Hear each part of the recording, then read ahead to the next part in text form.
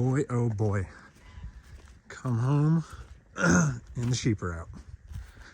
Let's see if I could lure him with food. Gordon Ramsay. Gordon.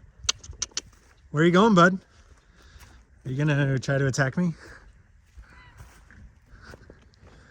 And get some corn and see if I can lure him.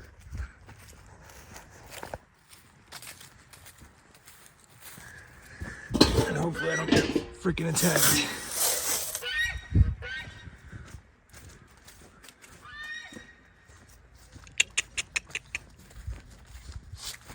Oh yeah, you want some corn?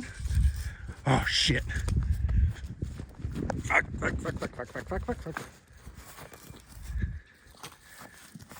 Hey, Dick. Hey, bro. Go get the corn.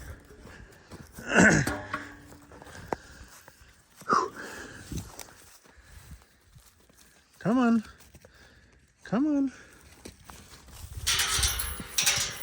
God damn it. Go away. Whew. Well, that was easy.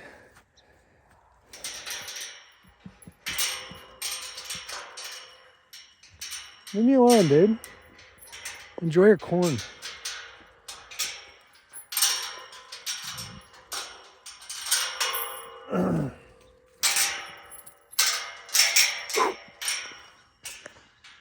Sons of bitches. Got those cabinets that were in the garage put up. I still gotta put a face plate, face frame on this. And then we're salvaging the old cabinet faces, so I'm gonna put the face doors on there. But right now, I gotta put that microwave up there. So I'm gonna move this electrical up here. I'm gonna put a box inside this cabinet, and yeah. Yeah, that's pretty much it. I'm just gonna put a receptacle up there. I was gonna just put a fascia here. I think I still will, and then if I ever have to replace that microwave or unplug it, I'll have to pop the faceplate off that cabinet. But it's not like it's getting unplugged. Nothing else is getting plugged in up there. I'm not going to use that for storage. We wanted our microwave a little higher.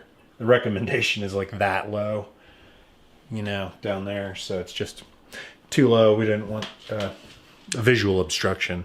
So yeah, I'm going to take care of that really quick. And